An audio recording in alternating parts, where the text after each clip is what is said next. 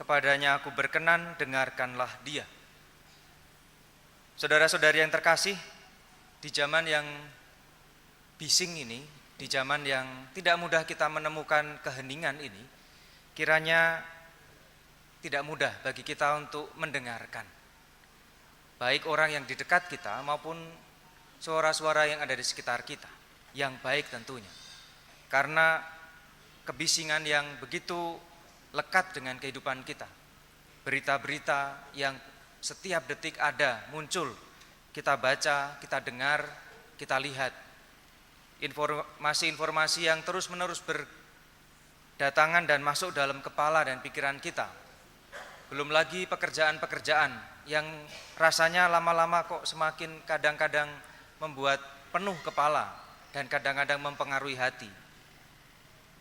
Keluarga yang kadang-kadang dengan kepalanya masing-masing tidak mudah untuk menemukan kesatuan hati, kesatuan pikiran, dan kesatuan kehendak untuk sama-sama berjalan mengusahakan yang baik. Saudara-saudari yang terkasih, dalam hal yang seperti itu, kiranya kita sungguh-sungguh diingatkan bahwa perlu usaha, perlu belajar untuk mendengarkan itu.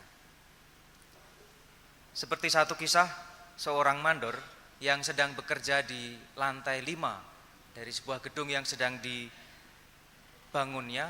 Dia ingin memanggil tukangnya yang ada di lantai 1. Dia berteriak-teriak memanggil tukangnya di lantai 1. Tapi sudah teriak sekencang-kencangnya dia bisa, ternyata tukangnya tidak dengar juga. Akhirnya dia mencoba melemparkan koin 1.000 rupiah, 1.000 perak, dijatuhkan dekat tukang yang ada di bawah. Dan kemudian ternyata tukangnya tahu ada yang jatuh. Diambilnya uang 1.000 perak itu, dikantonginya, dan dia melanjutkan kerjanya. Kemudian mandornya berpikir lagi, bagaimana ya? Sudah, saya kasih 100.000. 100.000 dilemparkannya, terbang pelan-pelan, jatuh lagi di sebelahnya, sebelah tukang itu. Tukang itu melihat ada uang di sebelahnya, diambil, toleh kanan, toleh kiri, nggak ada orang, dikantongi. Tidak juga toleh ke atas. Kemudian mandornya keburu nggak sabarin, bagaimana manggil orang di bawah ini.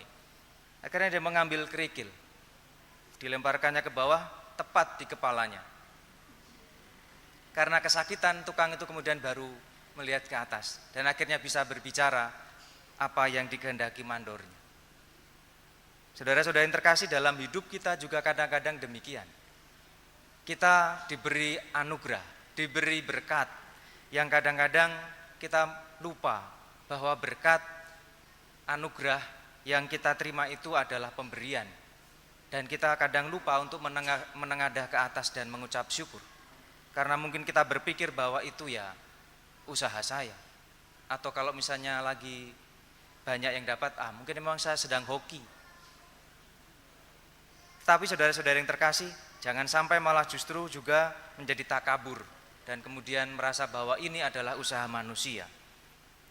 Hari ini Injil mengingatkan kita agar kita senantiasa pertama-tama sebagai murid Kristus, tugasnya adalah untuk mendengarkan. Para rasul, 3 rasul yang dipilih, diajak oleh Yesus ke atas gunung ini setelah sebelumnya melihat karya-karya Yesus yang luar biasa, mujizat-mujizatnya. Sehingga dengan demikian mereka sudah yakin, oh ini Mesias yang kita tunggu-tunggu, dia yang akan menjadi raja bagi kita. Kita akan menjadi orang terdekat dan mendapatkan keuntungan darinya. Setelah melihat itu, mereka kemudian semakin semangat. Apalagi ketika mereka melihat bahwa ternyata Yesus berubah wajahnya dan pakaiannya berkilau-kilau, berbicara dengan Musa dan Elia, 2 nabi besar bagi bangsanya. Dan semakin meyakinkan mereka bahwa Yesuslah yang tepat untuk mereka ikuti. Tetapi saudara-saudara yang terkasih, Yesus, terutama Bapa, Allah Bapa mengingatkan para rasul dan akhirnya kita juga, bahwa yang utama pertama-tama agar kita tidak lalai pada kemuliaan-kemuliaan itu saja, tetapi kita juga pertama-tama mendengarkan Dia. Karena setelah ini mereka akan mendengar mereka akan melihat, mereka akan mengalami bahwa Yesus pun harus menderita, Yesus harus wafat, tetapi bangkit lagi.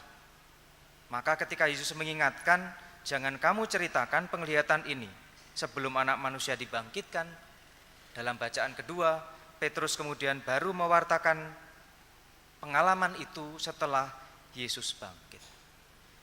Saudara-saudari yang terkasih, dari situ kita diingatkan bahwa sebagai murid Yesus, sama seperti Petrus, Yakobus, dan Yohanes itu, kita diminta untuk menjadi murid Kristus dalam 3 hal. Pertama, mendengarkan sabda, mendengarkan Dia. Bukan pertama-tama mendengar itu hanya soal kita mendengar renungan atau membaca saja, dan kemudian kita segera meneruskan ke orang-orang lain, tetapi mendengarkan dulu, mendengarkan sabda, dan lalu kemudian yang kedua, mencari makna kehendak Tuhan dari sabda itu. Dan ini tidak mudah.